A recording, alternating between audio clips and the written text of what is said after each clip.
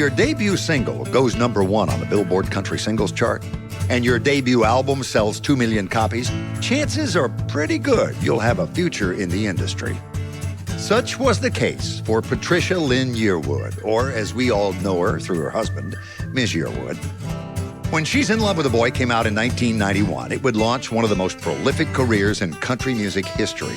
Follow-up hits like Walk Away Joe, the song Remembers When, X's and O's, and Believe Me Baby I Lied would help propel Trisha into a career that's included a New York Times bestseller, a Daytime Emmy Award for her Food Network series, Trisha's Southern Kitchen. Along the way, she's collected multiple Grammy, CMA, ACM, and AMA awards. She even performed at the closing ceremony of the 1996 Summer Olympics in Atlanta. Throw in a recurring role on the CBS military drama Jag, a guest star appearance on Dr. Quinn, Medicine Woman, and of course, a marriage to a fellow named Garth. And you set the stage for quite a conversation. I recently sat down with Trisha on the set of her Food Network show to talk about the early years, meeting Garth Brooks, and more importantly, what's for dinner? Bill Cody presents Trisha Yearwood. I finally made it to the Southern Kitchen in my lifetime. Bill Cody presents Trisha Yearwood, who just told me you'd never had a store-bought vegetable in your life until you moved to Nashville and called home. That's pretty much true. I bought a can of something and I was like, this doesn't taste right. And my mother had to enlighten me that, that's not how you do it. So take me back to Gwen and Jack, I believe, your mom and dad. Yeah, Gwen and Jack. And he was a banker, and your mom taught? Yeah, she was a third grade teacher. But when he got home, being a farm boy, that's where his heart was. Yeah, he was a banker with an ag degree. I don't know if there's any more of those. Well, there are ag bankers. but he had been an accounting agent, and my mother had been a home ec teacher, so that's kind of how they met. And then she taught third grade, and he got a job as a cashier in a local bank and worked his way up to vice president on his ag degree. But he was a farmer, so we bought 30 acres, and he built a house. And when I was 6 years old, and we had cows, and we had a huge garden, and so our summers were spent shucking corn and shelling butter beans while we were watching the Braves, and just a family thing. And so I had that's the food I ate. We killed our own beef. I mean, everything was really done on the farm. So when I moved to Nashville at 19 and went to the grocery store, I'm like, oh, I'll just get a can of green beans. This will be fine. It's like, it's not quite the same. So it's no wonder we find you in the kitchen as much as we find you on stage, it seems, these days, on the Food Network and Trisha's Southern Kitchen. And it all started with a cookbook, yeah? It did. I mean, I'd gone to New York to take a meeting that my manager had asked me to take about writing an autobiography. And I was about 40, and I was like, first of all, no. I probably won't tell all the stories people want to hear. And second of all, I feel like maybe if I ever do this, maybe in 40 more years. And so I'm in a meeting, and the publisher said, well, what would you want to write about? Because we think people would be interested in what you have to say. And I said, well, I like to cook. I mean, it wasn't planned in any way. And I remember leaving that meeting and calling my mother and my sister and saying, in Georgia, and saying, I just volunteered the three of us to write a book. And a lot of the recipes weren't written down, so my mom had to go through and make our Thanksgiving dressing with measuring cups to see exactly how it was supposed to be put together. And of course, I'm so grateful now for so many reasons. It's given me a whole second career, but also I have these recipes. My mom's gone now, but now when me and my sister make her dishes and my dad's dishes, they're with us. And so it's become it was more special than I even knew it would ever be. Well, 2008, I think, was that the first cookbook? And then by 2012, like 4 years go by, you've got this incredibly popular television show. Yeah, it's kind of crazy. And we never thought there'd be a second book. We're like, we've done it. Like, we don't know what to do next. How many you got? Four now, right? Four, yeah. Yeah. Wow. I always say there won't be another one, and then somehow. Well, it was Georgia cooking in an Oklahoma kitchen because you'd married this boy from Oklahoma. I had, and he had taken you back to the prairie. He had, and my family in Georgia were very concerned. And so for a Christmas present, they put together this binder with just our family recipes, and that was the name of the little binder. So it was the working title for the book. I mean, it's a mouthful, and I always thought, well, we'll change it to something else once we get it written. And then the publisher was like, we've lived with Georgia cooking in an Oklahoma kitchen for a year. We don't want to change the title. So that's what it became. My dad, other than being an ag major, also called square dances. He had such a love of music, and he really encouraged me to sing. And I don't think he thought I would do this. I just think he loved music so much and wanted it in the house.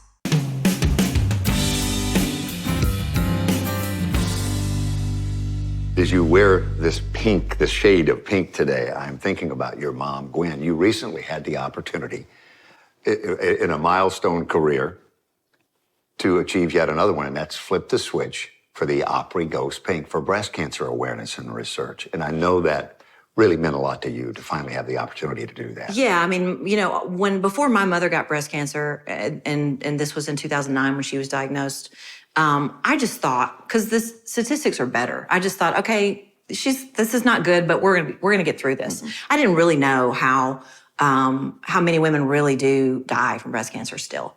And my mother was diagnosed early, but it was aggressive. And so, we had her for about two more years. And so it really just opened my eyes, and it made it more personal, obviously. And I have plenty of friends who've gone through breast cancer and come out the other side, and I have friends who I've lost. So it's just, and you can't live, the longer you live, the more people that you know that have gone through something like this. So it is something near and dear to my heart, and I'm always honored. I'm aware of breast cancer year round, but I love that October is dedicated to making sure people really do understand it's really important to get your checkups and to really not let things go. Yeah, and when you flip the switch, so the audience knows, the Opry barn, the famous barn, goes pink. Yeah. For that particular evening. Yeah, it's emotional. I think it's emotional for everybody because there's probably not one person in that audience or on that stage in the band or performing who doesn't have an experience that they relate to. Tell me about your folks, their personalities, and they're introducing you to music with their record collection. My dad, other than being an ag major, also called square dances when he was a young man. And so he had such a love of music. And I remember him being the one more than my mother that was like, yeah, you want to learn how to play guitar? And he really encouraged me to sing. And I don't think he thought I would do this. I just think he loved music so much and wanted it in the house. They had an old Silvertone guitar that we would play. And my mother played guitar. She'd sing Red River Valley to us, and she played piano. And so we weren't the singing Yearwoods, but we loved music. And I just remember the first country music I heard, they had this big album that I think you could buy. Remember, you could buy albums at the gas station, or you get a free gift if you blah, blah, blah. Yeah. Mm-hmm. There was this album that had like 20-something songs on it, and they were all men except 2 women, and it was Kitty Wells and Patsy Cline. And I'd latched onto those 2 songs, of course, because it was, these girl singers. But my dad loved George Jones, and Haggard and Hank Snow. And so that was the first music that I remember hearing. And then I had a next door neighbor who was a huge Elvis fan. So I got all those records too. She would give me her records when she'd get done with them. I don't know how you get done with an Elvis record. So I had this Elvis collection of records from the 70s. And I guess for me, it just kind of all melded together. I was always really mesmerized by powerful voices. And I would say Elvis is in that category. And Patsy, for me, that voice, like there just isn't a voice like that. And you got to be a part of a very special day in the remembrance of Patsy Cline's life and her musical accomplishments as you spoke at the Music City Walk of Fame when she got her posthumous star induction. Yeah, I was really honored that the family asked me to do that. And I, again, that's one of those things in a career of really cool things that I've gotten to do, to get to really immerse myself in the music that really matters to me and that really influenced me, and to like be friends with Patsy's daughter, Julie. It's like, it just doesn't compute sometimes because it's pretty amazing. Somewhere along in there, you discover James Taylor, Gordon Lightfoot. I know you've referenced the Eagles. Linda Ronstadt. Yeah, Linda was she's the one for you, isn't it? Yeah, she's the name that always comes to the top. Yeah, and Linda really her music introduced me to Emmylou, Bonnie Raitt. I started kind of going down the Carla Bonoff, Roseanne Cash, the chick singer path.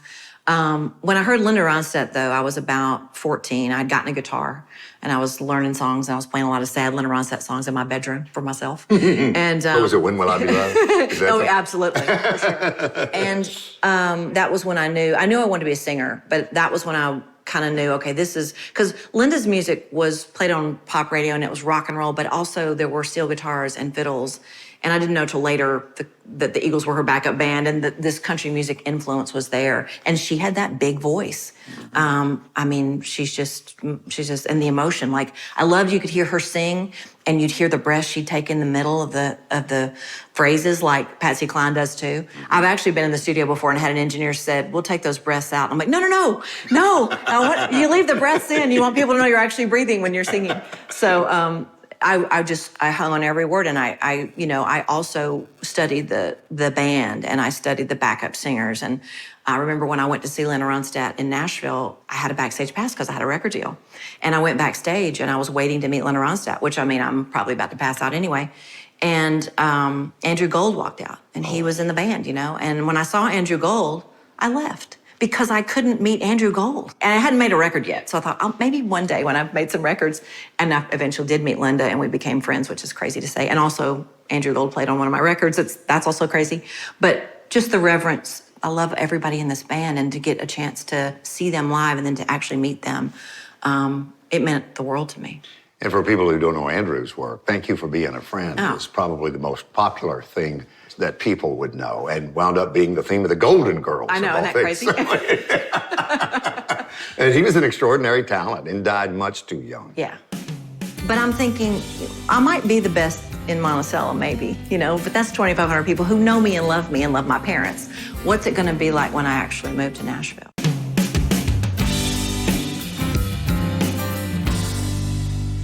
As you make the transition out of high school, is that where, you were in chorus, you could read music, you could do all those things. So you were kind of destined for this path. At that point, you knew this is what you wanted to do? I did. What's really kind of weird about all of it for me is that most people that know me now would laugh when I say that I'm an introvert. But I was shy as far as, I knew I wanted to sing, but to sing in front of people was not, I wasn't a show off. I felt it inside me, but I wasn't like, oh, I think I'm really good. You want to hear me? So we didn't have a high school band. We did have a chorus that I sang in, and I sang in the church choir, but we didn't really have other outlets. But we would have a talent show at school, and I would never enter the talent show, but I would play for the crowd while the judges were deciding who won.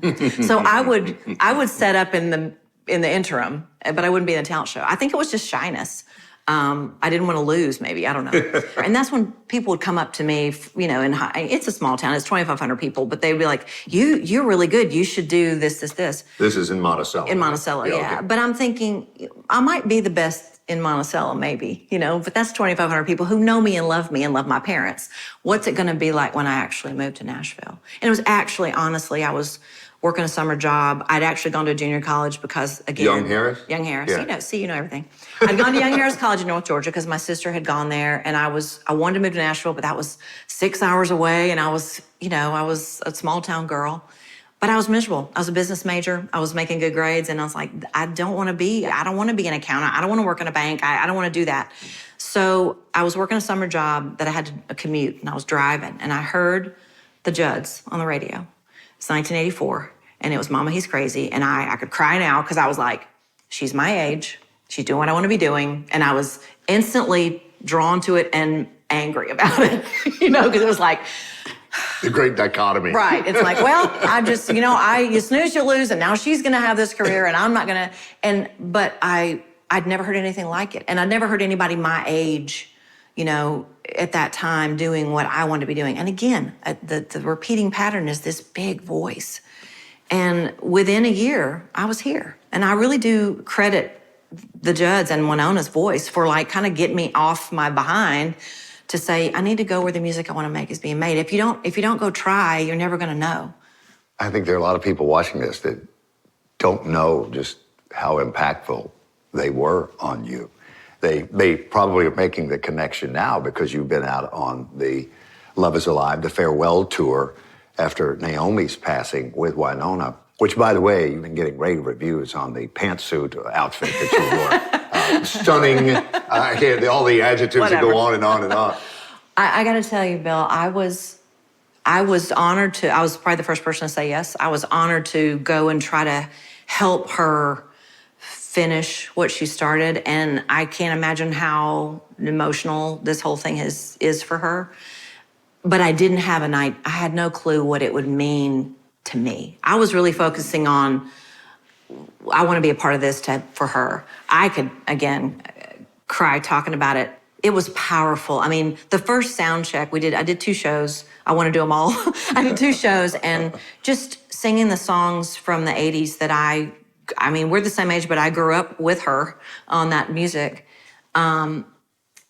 I've sang along with those songs on the radio for, years. And so to be there with her and to get to sing with that voice, and then for her to kind of look at me like, hey, this kind of sounds good together. Like it was something that I felt was like really magical. And I loved that I got a chance to do it in Nashville. And I mean, we've known each other since since I got my record deal, but I definitely think we rekindled a friendship that we both believe this is something that needs to be. So it's a good thing. You stepped up to be a blessing, but you got the blessing. Absolutely. Yeah. And that's usually how it works out, right? Yeah, absolutely, yeah. Because I was shy, I wasn't telling everybody I wanted to be a singer, but that was all I wanted to do. But you answer phones long enough and order liquid paper enough, and you're like, I need to tell somebody. So I found Kent, and he was working with Garth Brooks.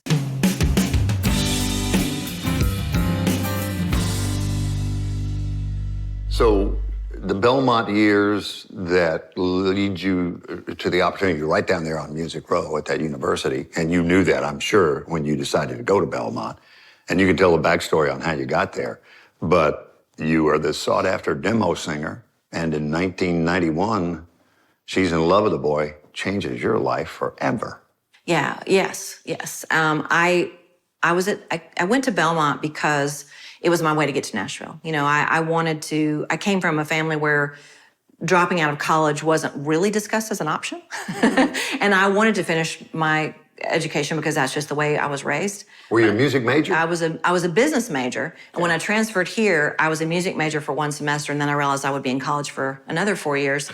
So I switched to music business. And so I got out in a little over 4 years with a business degree in music business. It was wonderful because I was in the town I wanted to be in. Music Row, like you said, it's right at the end of the street. And I was living in a dorm, so I was protected. I was on that campus, and I was able to go to school and be in the town.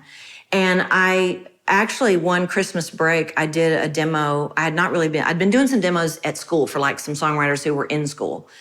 But my brother-in-law, who is a dairy scientist, this is crazy. He had a friend who is a songwriter, Buddy Blackman, who wrote some Randy Travis hits. So he's pretty good. Buddy of his, and the dreaded words my sister-in-law sings, And would you hire her for a demo? And so I hadn't done a real professional demo like that. And so they said, sure, it's like December 22nd. And I was home for Christmas break, but I was not going to say no. So I made my parents drive me up here to Nashville to do this one session that was going to pay $40. It cost more in gas and hotel, but I was going to do the session. And they were going to hire me just to come in and do background vocals on a demo, which if you know anything about demos, it's not that big of a deal at all. But to me, it was. When I got there, the demo singer wasn't there. Didn't show up, was sick. And so they said, sing lead in the harmonies. And so I did. And that was the beginning of getting demo work because I sang on pitch. I knew the songs when I got there. I was on time. They didn't know I had driven 6 hours to be there. They didn't? They did not. But one of the writers was Kent Blasey. So that's kind of where I'm going. So Kent Blasey, who wrote If Tomorrow Never Comes with Garth. In the Songwriters Hall of Fame. In the Songwriters Hall of Fame, yeah. As he should be. So I did that demo. And then I went back to school. And then when I graduated Belmont, I got a job as a receptionist in MTM Records, so I was answering the phones. And I was, again, because I was shy, I wasn't telling everybody I wanted to be a singer, but that was all I wanted to do. But you answer phones long enough and order liquid paper enough, and you're like, I need to tell somebody. So I found Kent, and it had been a couple of years, and Kent's like, where have you been? I've been looking for you. So I started doing demos for Kent in his attic. He had like an 8-track in his attic. And he was working with Garth Brooks, who was doing demos, had just gotten a record deal. But if most people know when you get a record deal, then you're really broke for a while. And so there were so many fortuitous meetings. I didn't know what that meeting was going to mean for me. And then Garth Brooks, other than being the love of my life and the best thing about moving to this town for me, also introduced me to Alan Reynolds, his producer, who introduced me to Garth Fundus, who became my producer.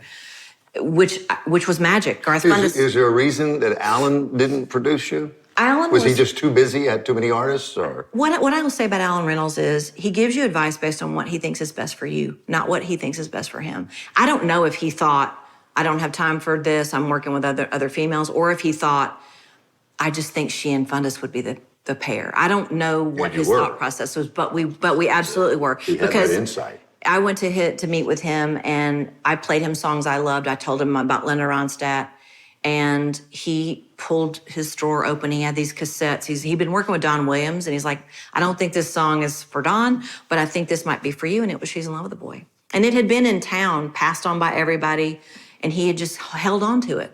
And so it was absolutely meant to be. We all thought, okay, we're just hoping this first single gets people to go, oh, there's a new girl in town. We had no idea it would do what it did. Did your friendship, or had your friendship at that point with Garth begun when you cut She's in Love with the Boy? The other Garth? Yes, that's right. The other Garth. It's weird. Yeah. I know. I have two. How many women do you know that are watching this show have two Garths in their life? I had a guy, there's a road manager named Garth, and he applied for a job with me once, and I said, I'm sure you're great at your job, but I can't know you. I'm so sorry. That's a true story. That's beautiful. Yeah, I mean, Garth was just starting his career. His first single had come out. I remember when Much Too Young, it went to number 8, and we had a number 8 party in Kent's backyard. As well you should. And so we were friends, but he was gone on the road, and I was doing demos, and it was about 2 more years before I got a record deal. So he would call me about once a year to sing on a record, and that was kind of the extent of it, and just kind of watched him from afar become this phenomenon that he became. Did you get a chance to play She's in Love with the Boy for him before? Just say, hey, what do you think? No. And I probably wouldn't have. I still don't. If I don't, Really? yeah, because here's the thing. Like, music is so subjective. And if I were to play him a song that I love, and he goes, well, that's nice. We're either going to have a bad, he's going to have a bad night. Not your best work. Or I'm going to start second guessing myself. So I don't give him opinions on his songs until he's cut them. Then I'll tell him. But he knows which of his songs I like and don't care for. But I'll know what he loves about my music. But I think that it's a mistake to play something ahead of time, because it's subjective, and I shouldn't tell him what to record, and he shouldn't tell me what to record. That's why it's so hard to make a duet album together, because now you got to please 2 artists who are very subjective, and the song has to fit you both perfectly. Mm-hmm. It's not as easy as you might think. He told me on this show that when Kent Blasey said, you got to meet this girl, and he introduced the 2 of you, and later Kent said, well, what'd you think about Trisha Yearwood? Not from a relational standpoint, but from a talent standpoint. He says, I felt like I just met my wife. And he had been married for a short time at that point, just a few months maybe? Yeah, maybe a year, maybe, I'm not sure. Did you feel that connection? I felt a chemistry for sure. Like Kent was trying to get Garth to use me on his demos because he was writing songs, and people usually just use who they know. So he already had a couple of girls that were singing his female demos, and so he didn't ever call me. And so Kent booked us on a duet session, and that's the day that we met. And we were singing on one microphone because we're in somebody's attic with an 8-track. And it was like we had been singing together for our whole lives. It just clicked. And so what I'll say about all that is, I didn't know that's how he felt that day. Yeah, he remembered what you wore? Oh, yeah. With your car? I know. It's embarrassing. The degree that it tailed. Yeah, he talks about the knockoff Keds because they were $3. They were great. They were great shoes.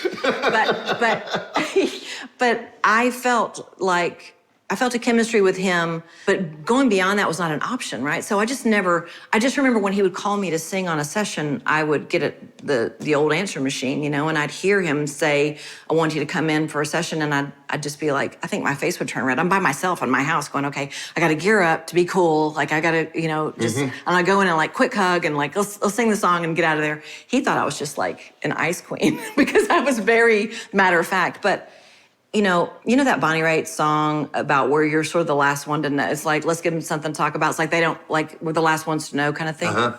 I think that was me. I think it was kind of like by the time it was an option for me. I thought at this point, we've known each other for 20 years. Do I risk ruining this friendship, or do I just see what this is going to be, which could totally crash and burn? And I totally expected it to. But I'm kind of like moving to town. At some point, you're going to have to find out. And it worked out. First date? First date was a college graduation of his niece. And I'd never been to anything with him, and so he goes to stuff with a cowboy. His dress up is a suit and a cowboy hat, so it's not like he's going to go and not be noticed. And we met a lot of students. But it's kind of like, okay, well, if you want to be known that you're a couple. And then the first public thing we did here was Harlan Howard's memorial at the Ryman. And he had never been in the Ryman because he was so scared to be in the Ryman because it's hallowed ground. And so I said, I'm going to this because Harlan and I were friends and you're going with me. And that was his first time in the pews at the Ryman. The blessing is we were friends for a long time, so we have a strong foundation of friendship that we would not have had if we had just jumped into a relationship. I was really good at that. Like, let's jump in and let's get married, and like, oh, maybe we should have really gotten to know each other better first. Join Clint Black up close and personal as he interviews a new roster of stars for season 4. Terry Bradshaw. Clint Black. They're awing already. Isn't that? Am I precious or what? Hear the incredible stories from behind the scenes. I wrote Walt Disney a letter when I was about 8 years old and said, you need to meet me. Talking in Circles with Clint Black returns with an all-new season. You know, I used to bartend. Can I get an amen now? Amen. Woo! When you get to heaven, Right. if you could sing a song with anyone who's already there, who would it be and what song would you sing? I would sing with Glenn Campbell. I love Glenn Campbell. I was listening to the gospel song album the other day that Glenn did, and I swear you've got me. You know how it is, we try to name songs when you're put on the spot. Yeah, always a blank. But it was a song he was singing. I went, wow, so pretty. I don't know what it is. He'll know. He'll know. Maybe in honor of my daddy, I'd sing with Doris Day. And I'd sing, hey, Sarah, Sarah, whatever will be, will be. The future's not ours to see. Que sera, sera. Very nice choice. In honor of my daddy. He loved music. My daddy would say, he would never say, thank you. He'd say, thank you kindly. Oh. He'd say, thank you kindly.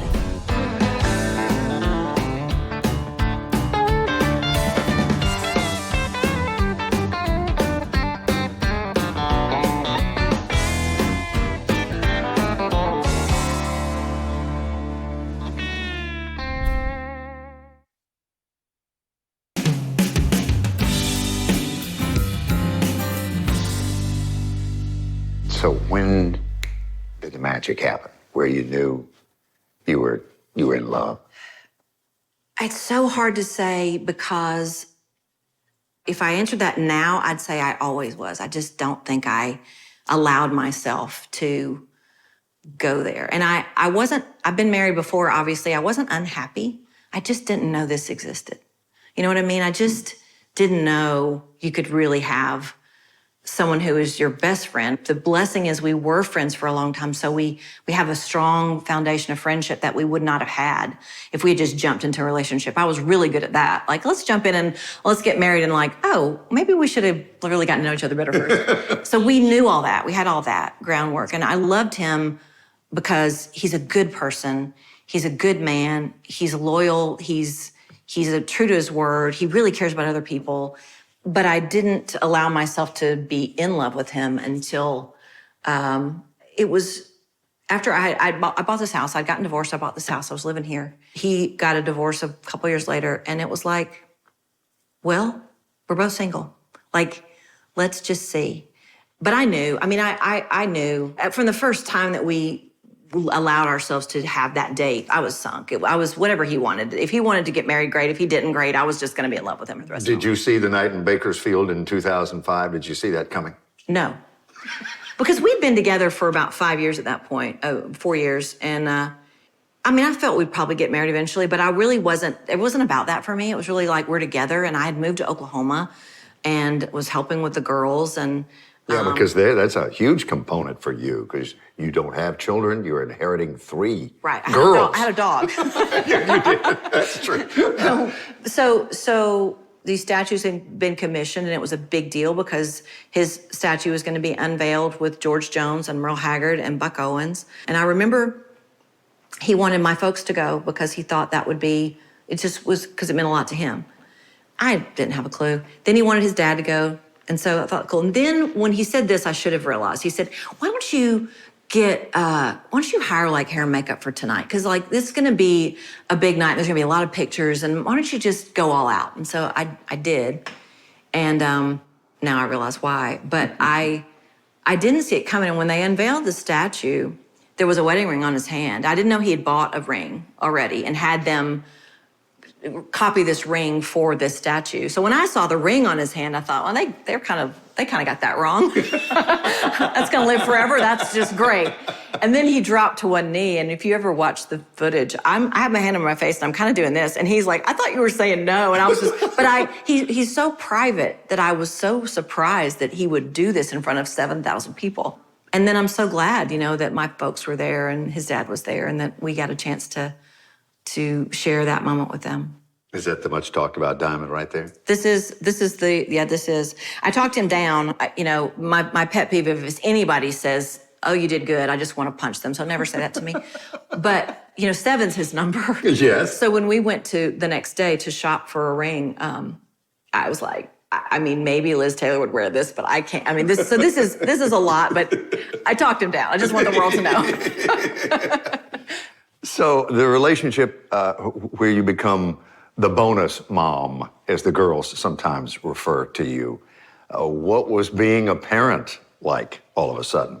Well, it was terrifying. And they were all teenagers, going roughly? They were, when we got married, they were young. They were 8, 10, and 12. Okay. So they were headed that way. They were headed that way. But I'd been living in Oklahoma since 2001. So we got married in 2005. So for 4 years, I had already been the third parent, and we were doing soccer and we had them every other day. Garth famously talked about exchanging the kids every day at 6 so that they could see both their parents every morning for school. And if divorce with children can work, which I had no experience with, and my folks were never divorced, so I didn't have children when I divorced. I think in this case it did because the children were the priority. And Garth and Sandy, and I give credit to Sandy for allowing me to step in and be that third parent with 3 daughters. Sometimes you had to split up and everybody had a kid at a sporting event or at a school thing, and it worked because we made them the priority. And Garth was great because I really took all my parenting advice from him because I didn't know how to do it. I didn't even babysit when I was a kid, so I didn't have any clue. He said, they have a mom. And you don't need to be their mom. You don't need to be their best friend, but you'll find your way. And I really did. And I learned that I have a different relationship with each child because they're different. And that relationship with them has grown. And now I love them. And I think I have something in my life that I didn't know I was missing. So it's been not without heartache because I'm also a controlling person. I want you to do what I think you should do. And that's if you're a kid or you're my best friend.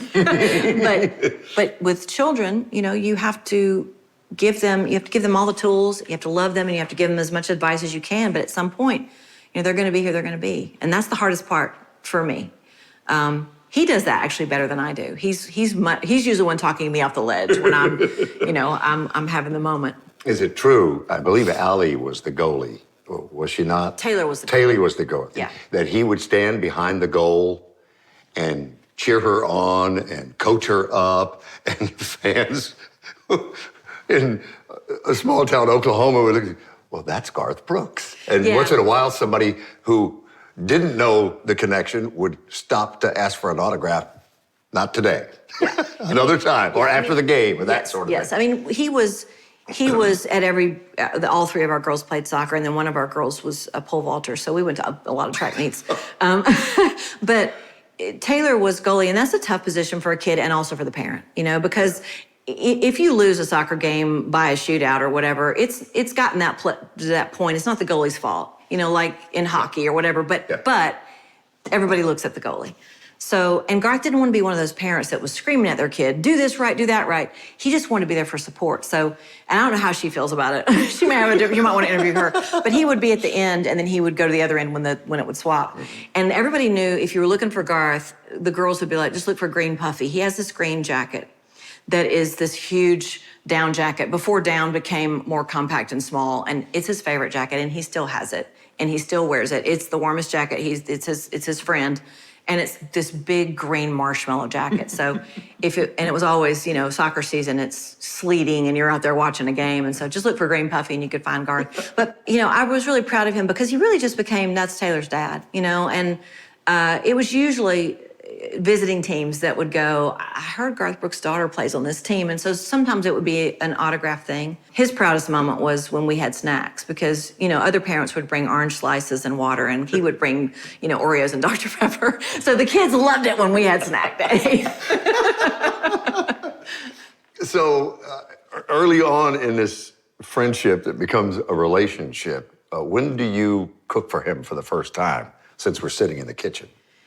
Here, actually, one of the first times that he came over here and I made him fettuccine Alfredo, which is in one of the cookbooks, but I made it way too heavy. Like, you almost couldn't get it on the fork. It has so much cream, butter, cheese, and at the time in this house, the table was there and there was a living room over there. And we sat at this table and had our dinner. And I mean, he was trying to stay awake. It was so rich, right? And he is sitting there and it's almost one of those things where you could imagine he would just fall asleep with his head in the plate. and he's like, it's so good. And it was really good. And then he's like, I said, well, I'll clean up a little bit. He goes, I'm gonna go sit down on the couch. And so, I don't know, he doesn't remember making it to the couch, right? So the big first romantic dinner date, he napped for a couple of hours, so that was great. But I lightened the dish up after that. And he's not above a frozen pizza, I understand. Oh no, my first visit to Oklahoma, he's bought a ranch. He's living in the cowboy bunkhouse, which is this tiny little place that is very porous. So there's like scorpions and tarantulas like hanging out. And I get there and we're hanging out and he goes, would you like pizza? And I said, yeah, that'd be great. So he goes in the kitchen and he puts the pizza in the oven and I don't mind a frozen pizza, it's fine. There were 2 for $5, by the way. And no kidding, he comes in with a pizza for him and a pizza for me, like a pizza. A large. And then I was sort of like, I'm totally gonna marry him.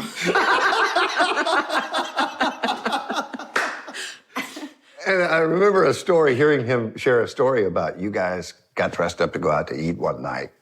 And this hadn't been that long ago, I don't think. And you got down the road like a mile or so and turned to each other and go, do you want to go out? I said, no, not really. I thought you wanted to go out. You went back home and fixed frozen pizza. We did, yes. We did. We're not reclusive people. We like to get out and do things. And we do, we travel a lot, obviously, for our jobs, but we don't go out to dinner that much. And it's not because we don't want to be seen or whatever. It's just that. It's like, do you really just want to do all that or just want to go home and get something out of the freezer? And so more often than not, even though we always say to this day, we need to go out more, especially after the pandemic, just to get out and be among people. Like, you have to do that to survive. But yeah, I don't mind being at home and having a frozen pizza. Most people in the world don't get to do what they really want to do or don't even know what they really want to do. So I feel like I not only knew it, then I got to do it. So I'm nothing but happy and grateful. We're challenging the standard of what comes standard. With the next generation GMC Terrain Elevation. What we choose to challenge, we challenge completely. Current eligible lessees can get this low mileage lease on this 2025 Terrain Elevation for around $279 per month. We are professional grade. So we get to a town and they were saying George Brett's done. He's over the hill. Here's a guy that hit 313 times or whatever, and he's hitting 250. He's 37. I think, his career's over. I wasn't ready for it to be over. Yeah. And I just got hot. And when I got hot, I got all my confidence back. And all of a sudden, I went from 250 to 310 to 320.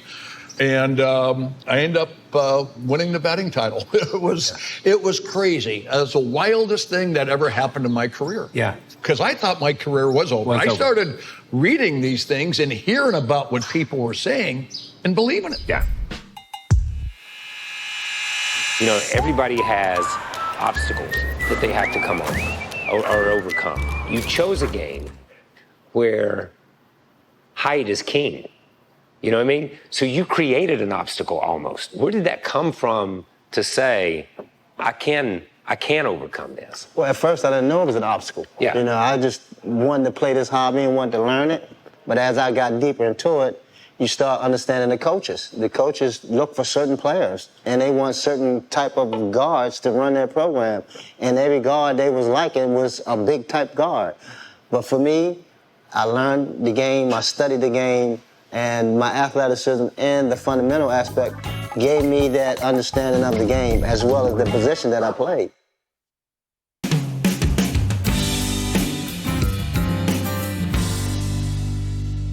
I don't want to put you on the spot, but how many records have you sold as we sit here?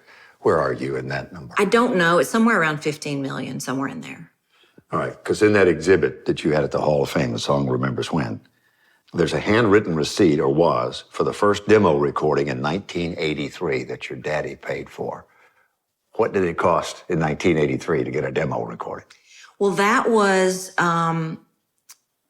a man in my hometown who had a trailer with 2 mattresses set up for the baffling and a microphone. And I went in and... I think we call it an isolation booth now. Yeah, it was just a couple of mattresses. And I think that I recorded about 6 or 8 songs, played piano and guitar myself. And I don't know what it cost. I don't know what he paid, but it wasn't nothing for him because they didn't have a lot of money. And I do remember coming here on vacation with my folks, and we met with somebody that owned a studio in town, and I was probably 15. I don't know how I got this. The guy in Monticello with the 2 mattresses knew this guy. So we come up on vacation, and I talk my folks, and first of all, I tell them that they want to go to Nashville because they love country music. My dream was they would come up here and leave me. You know, I'm going to get a record deal at 15. You guys go home. It's going to be great. So we go to this meeting, and this gentleman says, I can help you get a record deal. We need to make a proper demo. If you just give me $5,000, you know, we'll get this thing made and we'll make you a star, you know. And I'm like, sign me up, you know. And my mom and dad were like, we're not, get in the car. So I don't think I spoke to them all the way home because they'd ruined my whole life, you know.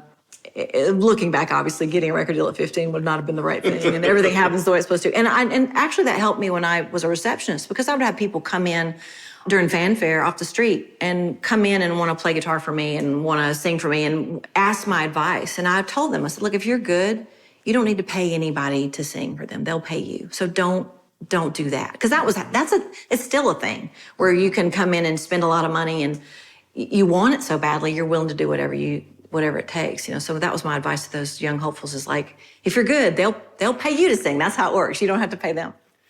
So I read where, by intention, you and Garth don't spend more than like 5 days a year apart, that you don't see each other. Yes.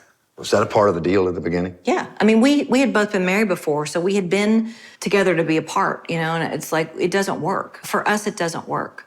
And we are both independent people, and that's important, you know. So it's important for Garth to go do Garth stuff, and it's important for Trisha to go do Trisha stuff. And we also love the Garth and Trisha stuff together. It's different. But even if like I did a tour for Every Girl, and I played about 20 cities, and most people don't know it, but he was there.